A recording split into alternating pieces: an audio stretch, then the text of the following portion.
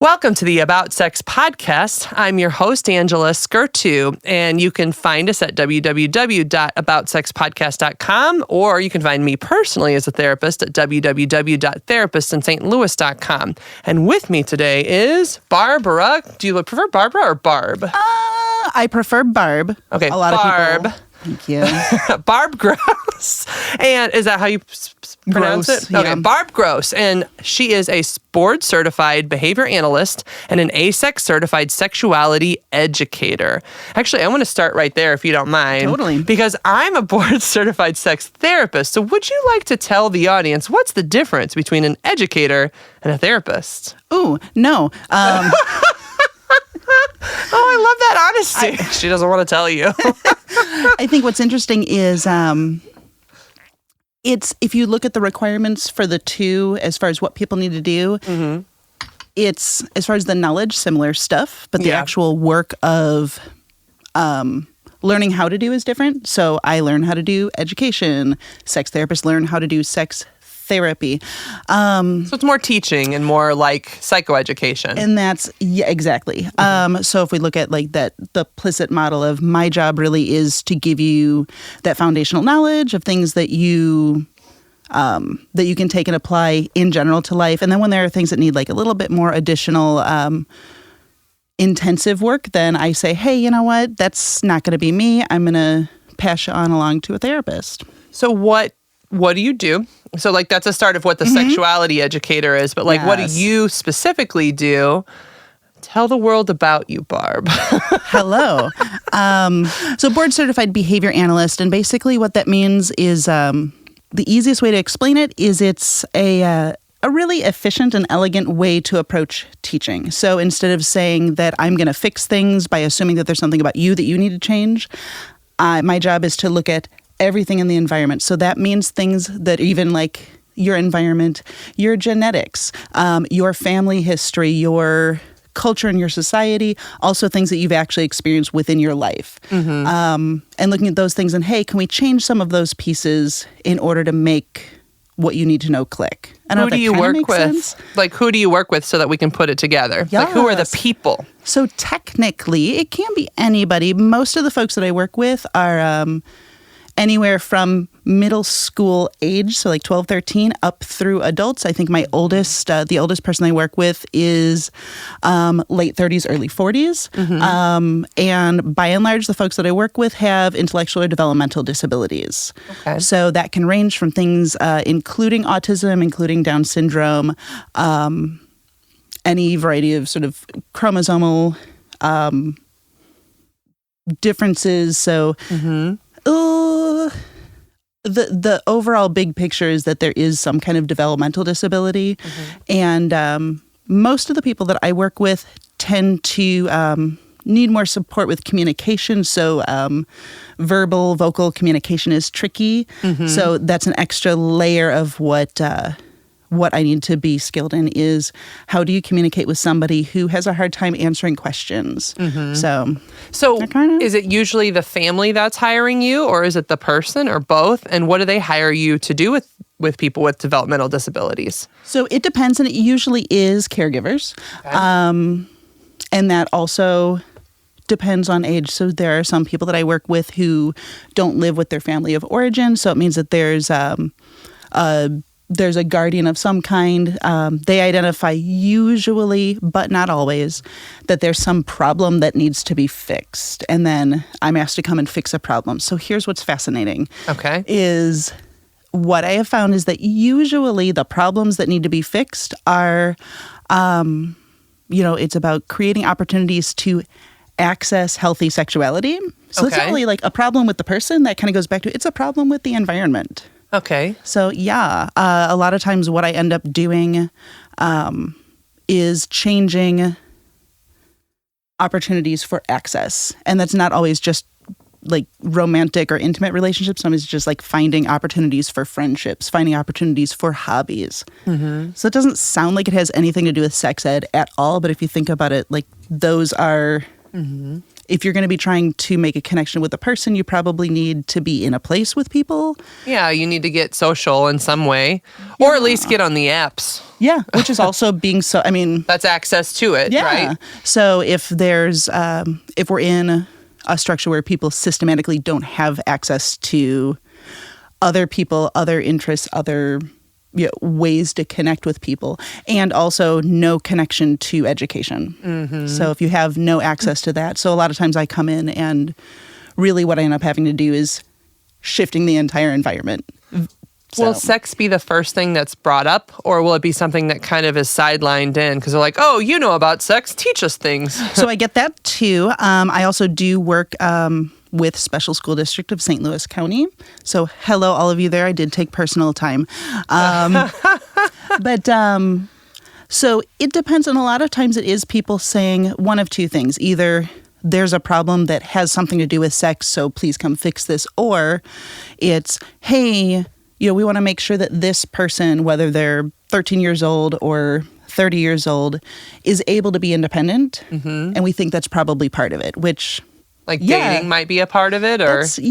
Or being able to, like, enjoy sexuality on your own. So... Yeah, I was going to ask, do people freak out if their person they're caretaking is, like, masturbating? Because I've seen that personally with even people without developmental disabilities. Yeah, it depends. I feel like there's... And hopefully I'm not misperceiving this, but I feel like there's a shift that's happening. Okay. So... within the past few years, even people saying, hey, this is happening. I know that he or she, usually he, is having private time in his room. Usually it's a long shower. It's just like, it seems like it's why a really is he there in an hour? Time. And so that's a lot of times is like, well, we're not sure if he's doing it right. So there's like that kind of. Like worried about how? Yeah. Okay. Well, I mean, I guess you could hurt yourself. So you really could. Yes. And that's something that's interesting too is, so when I think about something that, again, it's not necessarily something that's common, but certainly not atypical, is if, like, let's kind of play like the imaginary game here. So if you've been told you're not allowed to touch your penis ever. So, hi, you have a penis now. Great, cool. I'm cool with it. All right, excellent. But you're not allowed to touch it. I'm not allowed to touch it, but I want it to be touched. I might stick it in something. You're going to find some way to get what you need. So I just hope it's not a toaster. Yeah. Hopefully it's not. Yeah. So, but that's again kind of looking at, hey, so you've been taught this isn't okay. So you're going to find some way to find something else. So yeah, because also sometimes with developmental disability, you can be very literal, right? So like I can't touch it, but something else can, right? Yep. Or maybe I can't touch it with my hands, but I could touch it with, because it depends on how literal it was explained too. Yep. So I can use this, what's the word I'm looking for? Toilet paper tube. Oh. Well, that's chafing and probably not super comfortable. Yeah. But then you're not breaking the rule, so. Ah, that's really interesting. Yeah, so we're not going to do that. Okay. But it's very resourceful. I just want to point out. That works. And again, like without access, so that's something else where, absolutely, teaching about here are the things, and not just for that person, but also for caregivers. So here's what is normal and typical and expected, like the entire spectrum of that. It could be anything. So here are all of the things that would be totally normal for somebody who's at this age of their life.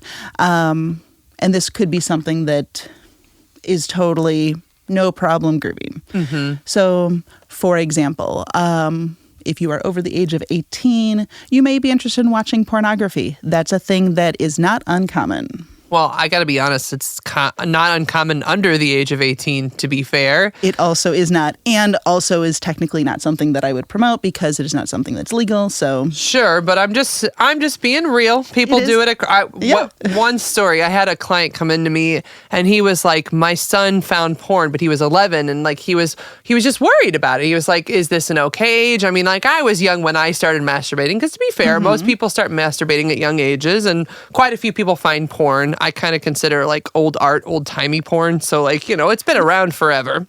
But so one of the things, I think this might be a good way to porn literacy, because I love this term. I put it on the way down the rabbit hole. Yeah. What the heck is porn literacy and why do we need it? So, and it's interesting the age that you mentioned was 11. Yeah.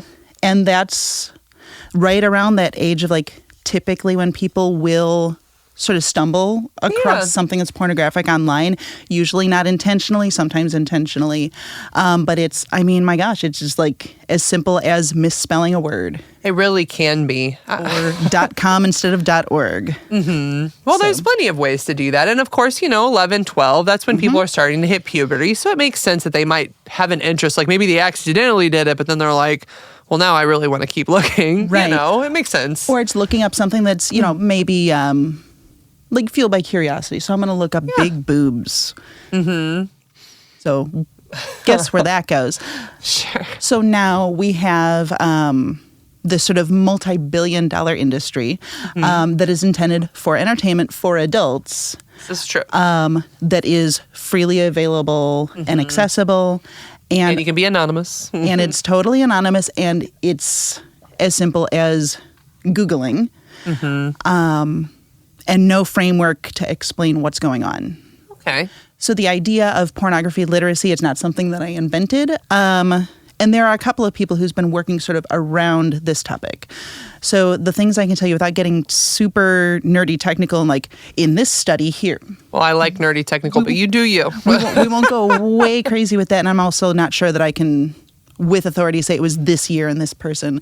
Okay. But what I can say is something that has been found, which I think is really cool, is while no one can say with certainty that watching pornography is inherently good or inherently bad and it changes this or that, there's all of the research that's been done around that is conflicting. Okay. So what has been found is that when there are things that are maybe problematic, so viewing pornography may result in adolescent boys having a warped view of how to interact with girls. Okay. If that's something that's identified. What has also been identified is that having really in-depth discussion and teaching around breaking apart what you're seeing and what is true and what is false and putting it into a larger perspective, that has a it mitigates those problems. So it actually can kind of like the faulty perspectives kind of get fixed. So why sex education might be important is that when you help teach people things like this is what's real and this is what's not, and these are the things that, yes, do happen, but this is probably not a good way to talk to a woman, and you're not likely going to get laid if you are a pizza boy. Things like that could help. Yeah, it's not, don't give up your dreams. Pizza delivery people. You can do what you want. But it's probably not. And if it does, you're probably going to have to put in a little more work. It's not just showing up.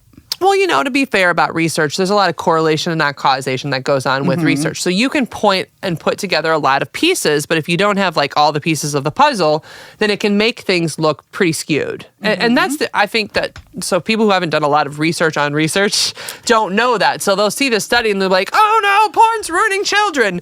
And it's like, why I playfully say porn's been around and there's even old-timey porn is that like people have been accessing and interested in sex forever, millennia. And so there's nothing new about this other than the accessibility, the anonymity, and the just how simple it is to do these days. But like if you are a parent or a caregiver who's teaching and guiding people and like here's what's appropriate, here's not appropriate, you really shouldn't approach somebody like this. Yes, you may have seen that on the movie, but it's a movie. It's the same thing as like watching a scary movie to me.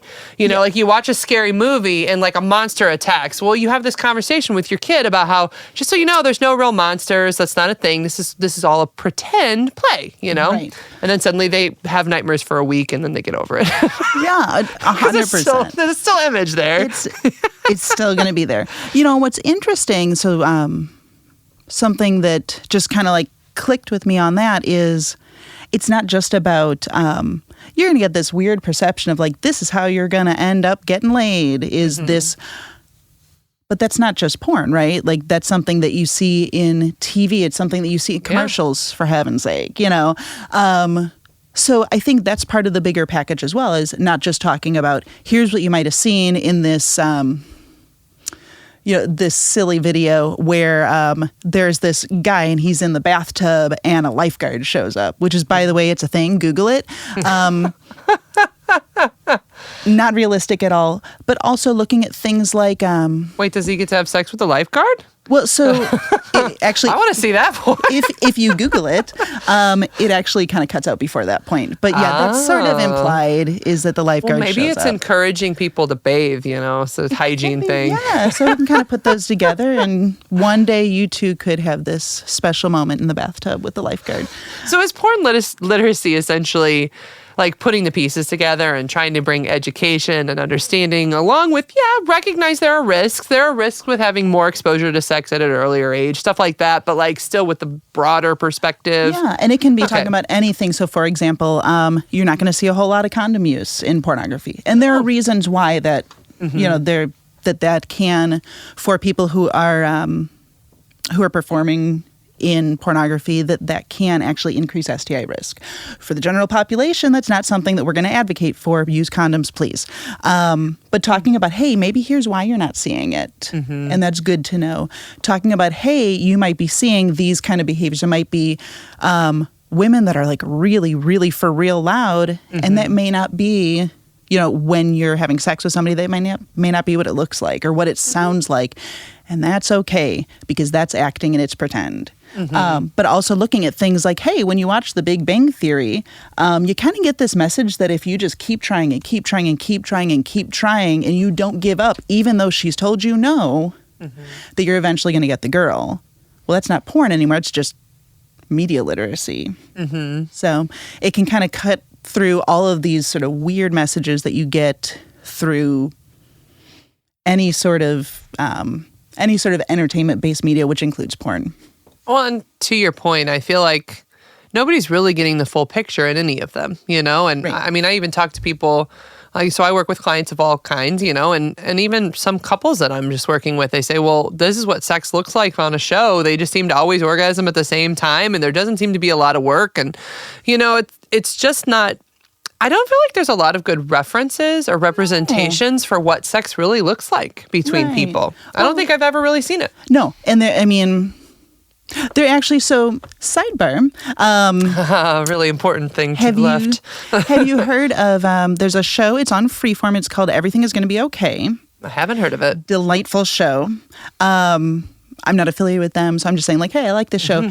But there actually is this really neat story arc. So spoiler alert, if you're watching and you haven't, like, gotten too far in it, don't listen for a second. But really, really cool little part of a story about it's an older adolescent girl who has autism, who's also, by the way, played by an actor with autism, which is amazing.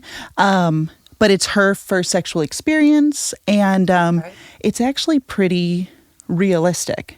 Okay. She's kind of disappointed.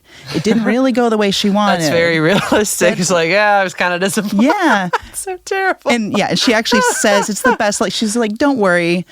Maybe you'll get better next time. It's great. She's really honest. She's like, yeah. It's like, it wasn't that great, but I've learned. I think we've learned a lot today.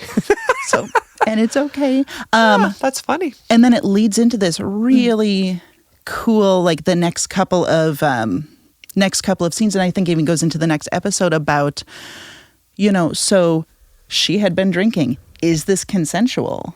So hold on, he was drinking too. Hold on, she has autism. So can she consent? And it was really neat. So as the parent of a middle of the road kind of teen with autism,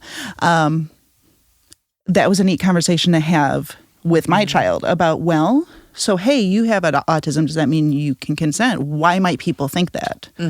So it was pretty cool. Do you feel like you have a lot of conversations about consent then with your clients? That's a lot of what I do. And also, I think regardless of if my clients had a disability or not, or they were 3 or they were 40 or whatever, that would probably be a big deal thing no matter what. how do you teach people about consent? Because it's a really big topic. Yeah, and it's funny. So I don't know if you have this experience where I talk about, people talk to me about how to recognize if they're being creepy or if they're being annoying or if you're harassing people. And then when I describe that, people will like overwhelmingly say, hey, you know what? I know like 10 people who need you to talk to them. And not people I feel like with disabilities. that's every guy's biggest fear is looking creepy, Yeah. honestly. And it's like and then also the flip side of that of being, hey, I don't know how to tell somebody that I'm not comfortable. So we do a lot of this in a couple of different ways, and it involves some things that I found that have been effective, lots of sort of visual strategies with also realistic real life practice stuff. So for example, if I get into your physical space, there's going to be a point probably where you don't feel comfortable. I think it's right here.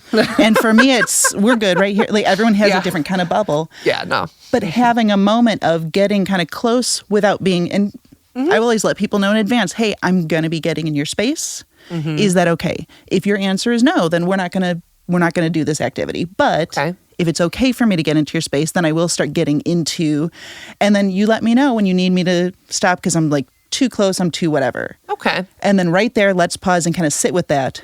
What does it actually feel like? Where do you feel that? Like, where do you feel that bubble feel like it's starting to pop? Yeah. It's like, you're getting way too It's close. too close. All right, so how does that feel inside your body? So it might be... Oh, it's like body awareness, too. That's so good. So sometimes, like, hey, I've got this kind of, like, tight feeling in my chest. Like, I have, by the way, crazy, like, camera anxiety.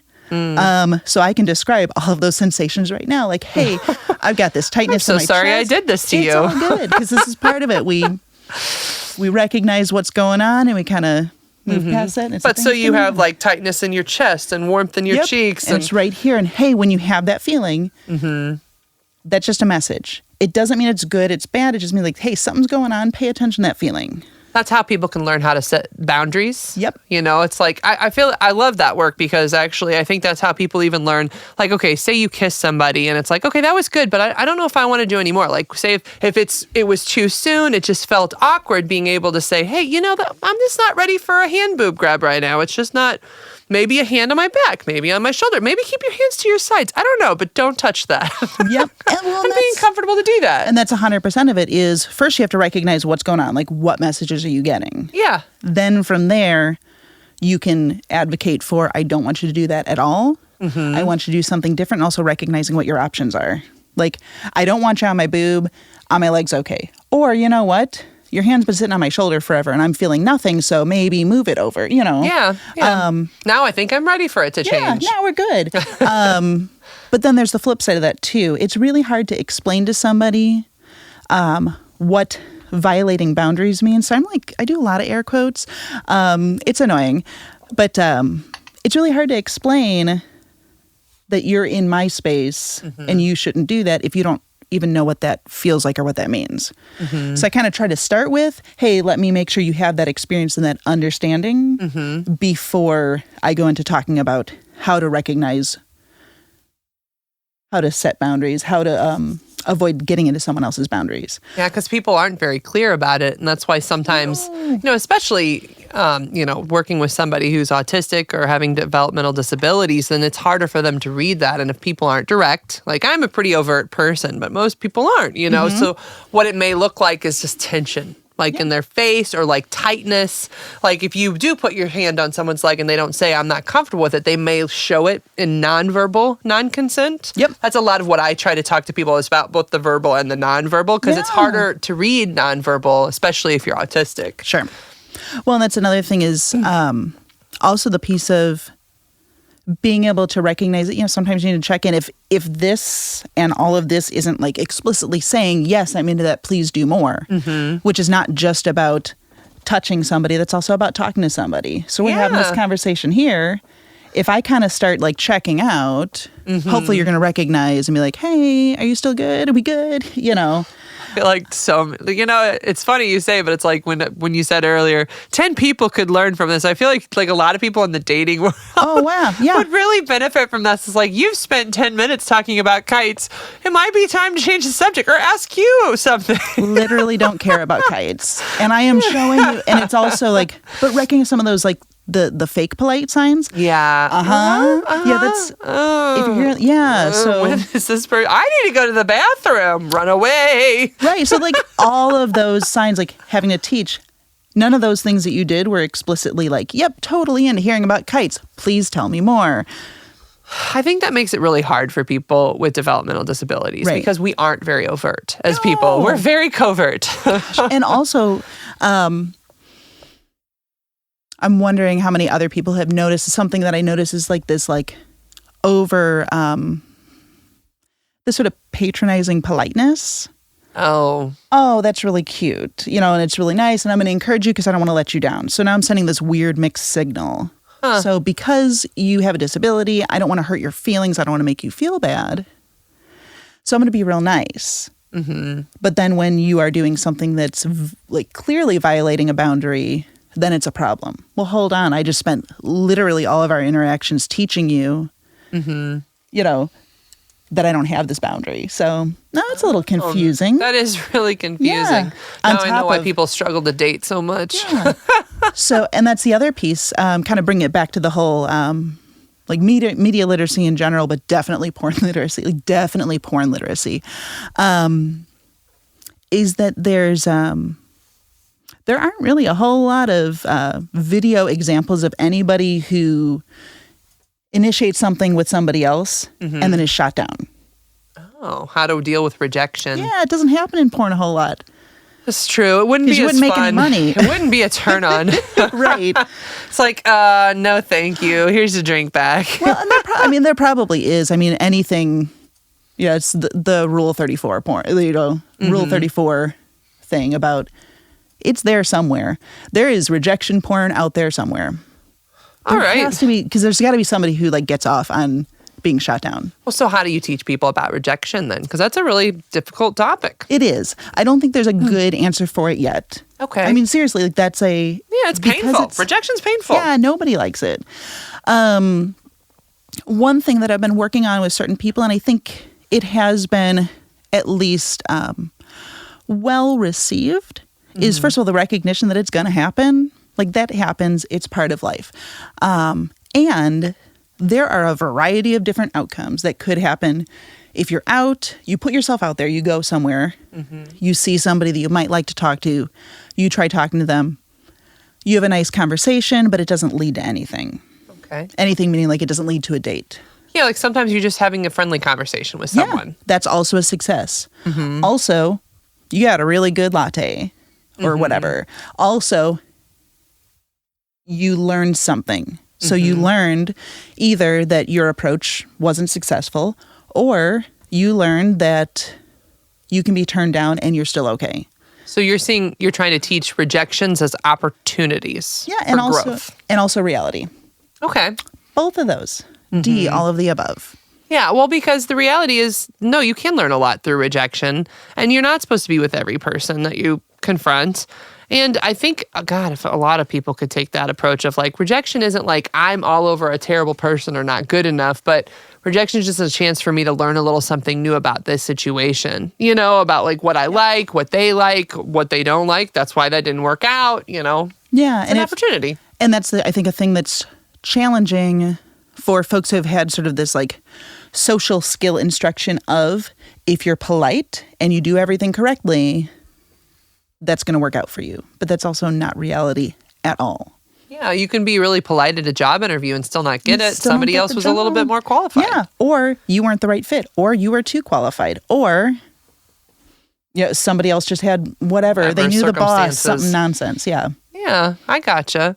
Yeah. Well, so what are some of the struggles you come across when you're trying to teach this? Is it with caregivers? Is it with the clients? Is it a mix? That's a really good question that I was not ready for. Well, I'm not asking only the ones on your list. No, it's all good. I mean, I actually don't even remember what I said. So, perfect. Right off the cuff, I want to say that most of the issues are they're in the environment itself. Okay. I'm kind of keep going back to that, but it really does come down to, ultimately, because almost everyone I work with is not their own legal guardian. They don't have as easy of a time being able to decide where they're going to go or who they're going to see or whether they get to watch porn or not. Once we're talking about people who are not 18, it just, just more of that, right? Okay. So thinking about things like, so this person wants to watch porn and I'm not okay with it. Okay. Well, generally speaking, if that person is an adult, no one else gets to make that choice for them. Unless they're not able to access a computer. Okay. So it might be people trying to control behaviors or micromanage behaviors of people who are adults, but they just don't, they have a personal value against it. Yeah. I don't like it, so you shouldn't do it. Okay. Also, kind of extending into the same idea of it's against my values. So I don't think that people should masturbate, and therefore... Well, you shouldn't masturbate. Yeah. Well, and that's what's interesting is so certain laws and customs and rules say that that's something that shouldn't happen. I also suspect, and I don't know this for sure, that most people recognize that as a rule that they should follow, that maybe they don't. Or they do it, but they just, for a time, and then they, go in the back room when nobody's looking. Yeah, we're just not going to talk about it. So it's a secret behavior. Yeah, and wow, that's a hard thing too, is because if we're talking about a community of people who don't have access to privacy. So and I mean, that can go as far as you don't really get to have your bedroom door closed ever. Oh, wow. Yeah, that's real bad. So going back to that, what are some things that I do kind of immediately? If I am working with an adult and they have a set of rules that say they're not allowed to have their bedroom door closed ever. You try to change that right away. Yeah, that's kind of one of my big rules. Everyone needs privacy. Yeah, no, that's not fair. I mean, even as a teenager, even as a kid, it's nice to have I have a 5-year-old and she goes to potty and she's like, I need privacy, Mom. And I'm like, you do. Okay. And I said, just let me know when you need help because she always needs my help to watch. Yeah. But like, I respect that. I'm like, I want her to know that she has a right to privacy because everybody does. I need my privacy. Right. Well, and I think that's kind of wow, that's sort of where people kind of start. And I was saying this to somebody the other day, where like kind of age 2 or so, sort of toddlerhood is where you get that I do it. Like I want to do it myself. Yeah, I want some autonomy. Yeah, I want to be able to be my own person doing my own thing. So also, incidentally, for little bitties that have autism or that have any other disability, that's also kind of when we start trying to like teach you how to do other things. Yeah. Which means that we're systematically like revoking your autonomy. What do you mean? That's like, well, an example. Yeah. So we need to make sure that you are able to like be at school and follow, be in part of this whatever school routine. I work with teenagers. I don't really know how little sort of early childhood stuff works, but you need to be able to be part of this group. So we need to set up a system to be able to help you do that. Okay. But so that revokes their autonomy somehow? I think it's, wow, there are a whole bunch of people who are going to be like, you're going to get hate, like, no, nobody's, I was just curious what your thoughts are on it. I think it is. I think that's kind of where things start getting a little murky. Okay. Is because, you do need to be able to wear clothing and wear shoes and be able to use a toilet and be able to be part of a group and be able to, go to the grocery store, all of those things. Yeah, no, I can think about it. My story that was coming to mind is my daughter and her autonomy is whether she gets to choose what she's going to wear or whether I choose for her because I feel like what she's choosing is wrong. So like I could see people doing that, so it's hard because my daughter, I love her to death, but she picks dresses all the time, even when we're going to a playground or a muddy place, and she wants pants and like sometimes like the colors don't match. So if I'm like engaging and allowing her to develop autonomy, then I have to remove the comments of that doesn't match or you're so bright today, and just like, look, she's figuring it out. Really That's hard, her autonomy. though. But it is hard because I could even see with someone that does, like if you're raising a child with developmental disabilities, you're trying to teach them like, hey, these are some of the things. And technically you're not supposed to wear stripes and plaid. Like they just don't go together like that. But I mean, you do you. Yep. So I could see that. I was talking to somebody about, I do end up kind of talking about my kid quite a bit, but this piece of being able to respect your ability to do you. Yeah. There are things you have to do, right? Like, so again, I have sort of a mid-teen. Showers are important. If you are 15 or 16, you need to take a shower. Every day, and you need deodorant. As much as you may not think you need it, you need it. I know they smell so bad. It's really bad. And it's supposed to be bad, which also, by the way, is something that I teach. Like, hey, here are things that are going to happen, and that's normal. And being a teenager is literally the worst because you smell, and you're sad, and you don't know why, and you're mad, and you don't know why. Yeah, all those feelings are so awkward. 5,000 boners all the time for no reason, or also for reasons. You don't know what to do with it. Like, your body is just like misfiring. And also you're growing like 5,000 feet in like 45 minutes. It's exactly terrible. Poor things. So, and for the most part, we all get through it, like relatively unscathed, hopefully. But so your job is kind of to teach people to get through some of that and teach maybe parents how to teach those kids those things. And also to affirm like, hey, these are things that are normal. So, oh my gosh, my kid is getting erections all the time. So is pretty much everybody else in their class. I gotcha. You know, that's a normal thing that happens. So for mine, this autonomy piece of you have to take a shower. If you want to take it 5 minutes before bed, I don't like that because it kind of messes up the rest of the schedule, but I'm just happy you're taking a damn shower. I see. So that's where you kind of have to manage that freedom to like do it in your own way versus, so I'm getting what I want, which is the shower. You don't stink for at least 5 minutes, but which we all appreciate. Yeah, sure. Well, and I can even imagine with developmental disabilities, it's even, you have to teach them how to shower. You know, like sometimes you have to break down, okay, make sure you, because when it's like, I need you to clean your butt. Like, I need you to clean your armpits. Make sure you get your genitals. Cleaning butts. You know? Everybody should do it. Yes. I'm totally teaching my daughter this stuff right now. She wants her own autonomy in the bath. Like, she really wants it. And so I'm like, okay, well, here's the deal, dear.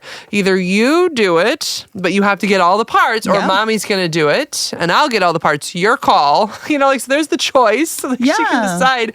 But then I still do it because she doesn't do it right.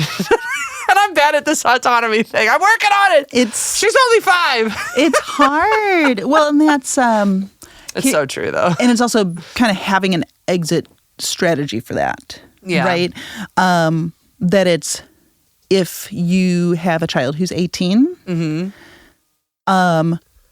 with obvious exceptions. So if you have a physical disability and actually makes it so that it is challenging for you to wash your own body, you may need extra help with that. Yeah. Right? But generally speaking, if you have the physical ability to do this, then we should be working really hard on making sure you can do it without someone there.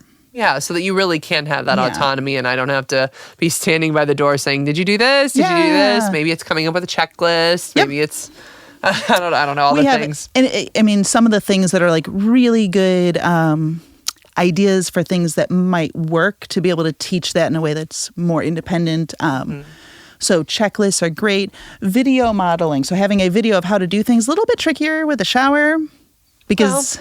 Because they might be in a bikini or something. But I mean, if you have like a swimsuit, I guess, otherwise. Do it. Yeah. So for anybody who's listening, thinking about using video models to teach skills, if there's nudity, please don't do it. Because that's potentially illegal. Because it's potential child pornography. I understand. Just had this conversation with someone today.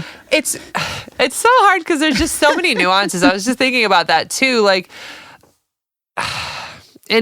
so that might be a little bit about that literacy too, is like, okay, so people do sexting and they like take pictures of themselves. But if you're underage doing that, learning, you have to just explain. So, you sending that out is you becoming a child pornographer. That's the distribution of child pornography. Yeah. There's so many concepts. And it's actually like, the thing is, it's not super hard to break this down in a way that's kind of simple. If it includes naked parts and you're under the age of 18, the ones that you should be looking at are your own. Like, the end. And you should be doing that in a place where no one else can see you. I know. That's so true. Oh, that's great. Good. Lessons are over. And that's, I worked with a couple of folks from Boston. So Emily Rothman and, well, let's just stick with Emily Rothman, kind of let everybody else have their, so she and her team at Boston University put together a curriculum. It's actually called The Truth About Pornography, which is a really interesting sort of provocative title. Ooh. And what it is it's a series of lessons that were intended to address intimate partner violence through pornography literacy. Interesting. So their curriculum was based around talking to young people about, hey, you're seeing these things, possibly. If you're watching porn, you may not be. Mm-hmm. But you may be seeing people who are hitting or calling somebody this name or choking somebody. Mm-hmm. And hey, let's talk about kind of why that might be something that's included in these videos and actually what's reality. Okay. And like use this group of young people as the experts of their experience. Do any of you really want to be choked? Oh, none of you do. Fascinating. So maybe this is not actually reality. So okay. That's interesting. Yeah, I was really lucky enough to be able to go out a couple of years ago. I think it's been just about 2 years. And I went through the training around this curriculum. Mm-hmm. And then Dr. Rothman and I just kind of started talking. I said, hey, I took this, I started working through this curriculum with some people that I know that have disabilities. And I think that there are some extra, like some parts of this that could maybe connect in a different way and maybe some other topics that we would need to address. Mm-hmm. So then we kind of started talking more about it. And it's actually exciting. We're getting ready to pilot a curriculum that's specifically for young people with developmental disabilities. Okay. And also for young adults with intellectual disabilities. So that means some of it is we're modifying content also just to make sure that if comprehension and language is something that's a little bit trickier, we've kind of packaged it in a way that's going to be a little bit easier. That's excellent. We're hoping. Well, so Barb, we're towards the end of the podcast. Yeah. So are there any final thoughts that you would just want to leave our listeners with about either what you do or the sex ed, disability, like what's final thoughts? What's your like take home message here today? Yeah, I think the big deal thing that kind of packages everything together and checks all the boxes for all of the people is pornography is entertainment. It's not education. Mm-hmm. So in the absence of medically accurate and culturally relevant sex education.